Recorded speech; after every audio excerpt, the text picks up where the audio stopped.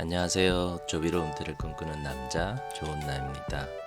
오늘은 2024년 8월 9일 금요일 새벽입니다. 8월 8일 밤에 만들기 시작한 게 너무 피곤해서 하루를 넘겨버렸네요.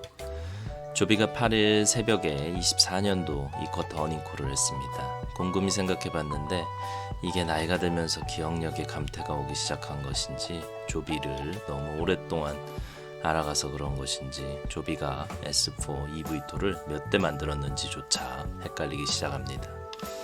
프로덕션 프로토타입 생산 라인에서 제조된 EV2 첫 번째는 작년 23년 9월에 에드워드 공군기지로 보내서 시험 비행을 하고 있고, 이것은 542IA입니다. 지난 5월 1사분기 발표 때 롤오프한 541JX가 두 번째 비행기가 되겠고요.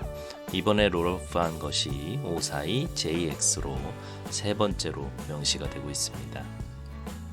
여기서 궁금한 점, 생각해 볼 점 하나가 생기던데, 상장되어 있는 아처를 디스하는 것은 아니고요. 아처는 현재 몇 대나 만들어냈을까요? 비상장으로 조비에 이어 2위라고 불려지는 베타 테크놀로지도 소식이 별로 없어서 잘 모르겠지만 현재 몇 대의 프로토타입을 갖고 있을지 궁금해집니다. 그런 거에 비하면 조비가 참 대단한 것 같습니다. 인증의 진행도가 한 자릿수 퍼센티지로 소폭 증가했지만 저는 나름 조비의 일이 잘 진행되고 있다고 생각되어 2분기 실적 발표 이후 어제 낮 시간에 조비 주식을 추매해 보려고 했는데 거래가 안 되는 것 같아서 밤에 프리마켓에서 5.03에서 5.08 사이에 1,500주 정도 물타기 매수를 진행해 보았습니다. 24년도 이쿼터 주주선 하이라이트를 오전에 잠깐 어제 보고 넘어갔는데 우측 재정과 관련된 작은 글씨를 안 보고 가서 마저 보고 가겠습니다. 강력한 재무 기반. 2024년 2분기 말에 우리는 8억 2,500만 달러의 현금과 단기 투자로 강력한 대차제조표를 유지했습니다. 이 분기의 현금 사용은 항공기 인증 및 제조 운영을 진행하기 위한 지출을 반영했습니다. 순손실 1억 2,300만 달러의 순손실은 1억 4,400만 달러의 운영 손실을 반영했고, 이는 2,100만 달러의 이자와 기타 수입으로 부분적으로 상쇄되었답니다. 운영 비용은 주로 프로토타입 항공기 부품 및 시험품의 인증 및 제조를 지원하는 데 비용을 반영했다고 합니다. 조정된 에비타 1억 700만 달러의 조정된 에비타 손실은 감가상각, 상각 및 주식 기반 보상을 제외한 운영 비용을 크게 반영했습니다. 생산 램프업 내용으로 좀 더 상세히 보겠습니다. 두 번째 생산 프로토타입 항공기 541JX 제가 임의로 표시했습니다는 분기 중에 비행 시험을 시작했고, 세 번째 생산 프로토타입 542JX는 파일럿 조립 라인에서 출고되어 비행 시험을 준비하고 있습니다. 네 번째 생산 프로토타입은 최종 조립 중이며, 다섯 번째 프로토타입은 동체와 꼬리는 결합되어 시험 하중 시험을 거치고 있습니다. 두 번째와 세 번째 프로토타입이 첫 번째 생산 프로토타입과 이거는 에드워드 공군기지로 한 것을 말하는 것 같습니다. 수소 전기 시험 항공 비행기, 기존에 사전 제작했던 두 번째 프로토타입 항공기였는데 542BJ 시험 비행 활동을 결합함에 따라 다음 분기에는 4대의 항공기가 비행할 것으로 예상합니다. 비행기 이름 헷갈리지 않게 제가 갖다 붙였습니다. 생산 램프업을 지원하기 위해 감산 부품 라인에 자동화를 도입했으며 올해 말까지 한 달에 한 대의 항공기에 해당하는 생산 용량을 확보한다는 목표를 달성하기 위해 노력하고 있습니다. 인증 진행 상황. 우리는 항공기 유형 인증에서 중요한 진전을 계속하고 있으며 조비 측에서는 프로세스의 네 번째 단계가 이제 3분의 1 이상 완료되었습니다. 우리는 2024년 나머지 기간 동안 네 번째 단계의 진행이 가속화될 것으로 예상합니다. 이번 분기에 FAA 승인한 테스트 계획에서는 주요 시스템 수준 테스트인 통합 비행 및 추진 제어 시스템 운영 테스트 계획과 제어 표면 액추에이터 및 공기입 데이터 프로브를 포함한 온보드 장비 및 구조 재료 및 프로세스와 관련된 수많은 테스트 계획이 포함됩니다. 우리는 전기 및 추진 엔지니어링, 팀 비행 테스트 및 인적 요소 팀, 기관의 항공기 평가 부서를 포함한 분기 동안 여러 FAA 팀의 방문을 받았습니다. FAA 증원은 우리가 수행하려는 크레딧 테스트를 대표하는 배터리 안전 열 폭주 테스트를 관찰했고, 우리는 2주간의 초기 FAA 교종사 교육을 완료했습니다. 우리는 분기 중 FAA 재인가 법안이 통과된 것을 환영했습니다.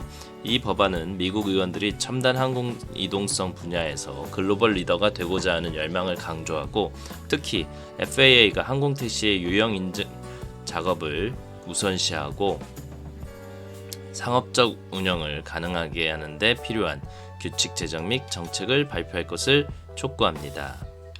여기서 잠깐 FAA 재인가 법안이 통과된 이야기가 나와서 오늘 모처럼 항공과 비평의 조비 게시물을 읽어보다가 FAA 5개년도에 대한 블로그 주인장의 의미평가가 있어서 가져와 봤습니다.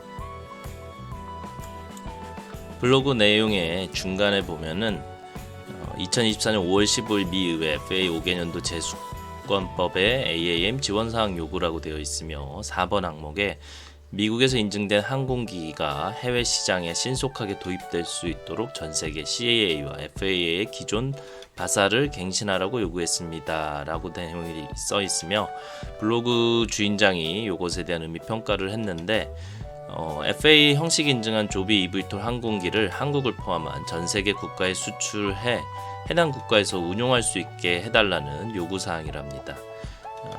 하지만 현재 미국과 EU eVTOL에 관한 형식 인증 규제는 상호 조화된 상태도 아니고, 더욱이 FAA 요구하는 안전도는 이하사의 안전도보다 낮은 것이 사실이라고 하면서, 따라서 한국과 같은 수입국 입장에서는 미 정치권의 압력에 휘둘려 이하사의 고안전도 대신 FAA의 저안전도로 형식 인증된 미국의 eVTOL을 대책 없이 수입하고 운용하도록 해준다면 그에 따른 사회적 피해도 감수해야 될 것이다 라고 이야기하고 있습니다.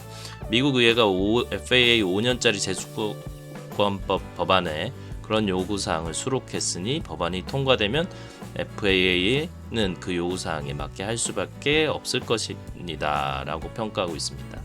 그렇다면 지금은 이게 통과됐으면 조비주주 입장인 저로서는 매우 좋은 것이 아닌가 생각해 봅니다. 국제적 확장. 우리는 호주의 민간 항공 안전기관 카사와 FAA 간 양자협정을 기반으로 호주에서 사용할 수 있도록 항공기 인증을 신청했습니다. 이 신청은 FAA 유형 인증을 받으면 호주 시장에서 항공기를 출시하기 위한 토대를 마련합니다. 또한 사우디 아람코의 전액 출자 자회사이자 세계 최대 기업용 항공기 함대를 운영하는 무카말라와 양해각서를 서명하여 조비 항공기를 사우디아라비아 왕국에 출시했습니다. 무카말라와 함께 조비 항공기를 직접 구매하여 무카말라의 운영에 사용함으로써 사우디아라비아 시장의 진출을 가속하기 위해 노력할 것입니다. 무카말라 및 미국 정부기관과 같은 고객에게 항공기를 직접 판매하는 것은 핵심 시장에서 조비 항공기를 직접 운영하고 다른 시장에서 협력하는 것과 함께 당사의 상업화 전략의 한 축을 형성하며 교육 및 유지관리 서비스 제공을 통해 반복적인 수익을 창출할 수 있는 기회를 제공합니다. 무카말라와의 계약은 두바이 정부와 에미레이트 항공 택시를 운영하기 위한 6년 독점 계약과 조비가 아부다비 및 그 너머에서 항공 택시 서비스를 구축하고 확장할 수 있는 토대를 마련하고, 아부다비 정부 부서 3개와 체결한 다자간 계약을 포함하여 이 지역에서 상사의 상당한 추진력을 기반으로 합니다. 2023년 영향보고서 임팩트 리포트. 조비 수직 통합 접근 방식은 우리가 사업의 모든 측면에서 품질 안전, 지속 가능성 및 사회적 영향에 대한 높은 수준 기준을 주입할 수 있도록 지원하며 분기 동안 2023년을 다루는 두 번째 연례 영향 보고서를 발표했습니다. 첫 번째 글로벌 범위 1 및 2 온실가스 GHG 인벤토리를 구축하는 것 외에도 이 보고서는 예를 들어 조비의 견습 프로그램을 포함하여 안전, 환경, 사람 및 커뮤니티 전반에 걸친 성과에 대한 통찰력을 제공합니다. 조비는 12개의 제조 전문 분야에서 63명의 견습생을 고용했으며 2023년 견습생의 71%는 소외계층에서 왔습니다.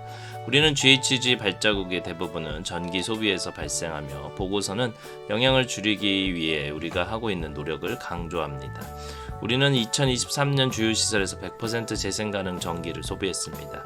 우리는 리우드 매트리얼과 협력하여 1000파운드의 리튬 배터리를 포함하여 1년 동안 약 6만 파운드의 제조 폐기물을 재활용했습니다. 우리는 조비가 지구와 지역 사회에 미치는 영향을 투명하게 보고하는 것이 차세대 항공회사를 구축하기 위한 여정의 핵심 부분이라고 믿습니다. 언제 이런 보고서를 냈었죠? 여기도 파고 들어가면 재미도 없고 너무 내용이 복잡해질 것 같아서 일단 패스하겠습니다. 기록적인 수소비행, 배터리 전기 에어 택시 개발 프로그램의 성공을 바탕으로 우리는 최초의 종류의 수소 전기 에어 택시 시범 항공기 비행을 시작하여 500마일 이상의 여러 비행을 완료했으며 그중 561마일 비행은 물만이 부산물로 사용되었습니다. 이 비행은 활주로가 필요 없는 무공해 지역 여행을 가능하게 하는 수소의 잠재력을 보여주었으며 액체 수소 연료 탱크와 연료 전지 시스템이 장착된 조비의 사전 생산 항공기 개조를 완료했습니다. 연료 전지 시스템은 독일 슈투트가르트에 있는 조비의 전액 출자 자회사인 H2 플라이에서 설계 및 제작했습니다. 배터리 전기 항공기에서 완료한 대부분의 설계, 테스트 및 인증 작업은 수소 전기 비행의 상용화로 이어집니다. 서비스에서 우리는 또한 동일한 착륙 패드, 동일한 운영팀, 그리고 배터리 전기 항공기의 상업적 운영을 지원할 조비 엘리베이트 OS 소프트웨어를 사용할 수 있을 것으로 기대합니다. 라고 조벤 비어베트 형님께서 말씀하셨습니다. 엑스윙 인수, 항공용 자율기술 개발 분야의 선두주자인 엑스윙 인코퍼레이션의 자율사업부 인수로 조비는 이 기술의 최전선에 서게 되었으며 가볍고 고성능 레이더 센서 기술을 개발하는 회사인 인라스 GmbH의 2021년 인수를 보완합니다. 2016년 설립된 엑스윙은 2020년부터 자체적으로 개발한 슈퍼파일럿 소프트웨어를 사용하여 자율 항공기를 비행해 왔습니다. 슈퍼파일럿은 지상에서 감독하는 안전하고 무인 운항을 가능하게 하며 세계 최초의 완전 자율 게이트 투 게이트 비행 기술입니다. 250회의 완전 자율 비행과 500회 이상의 자동 착륙을 완료한 엑스윙은 FAA로부터 대형 무인 항공 시스템 인증을 위한 공식 프로젝트 지정을 받은 최초의 회사이자 2024년 공군 군용 비행 허가를 받은 최초의 회사가 되었습니다. 조비는 이 기술이 미국 국방부와의 기존 계약 성과물을 실행을 가속화하고 미래 계획의 잠재력을 확대하는 데 중요한 역할을 할 것으로 기대합니다. 운영 준비, 상업 서비스 준비에 대한 광범위한 업데이트의 일환으로 저희는 엘리베이트 OS로 알려진 사내에서 개발한 소프트웨어 도구 모음을 사용할 수 있는 FAA 승인을 받았다고 발표했습니다.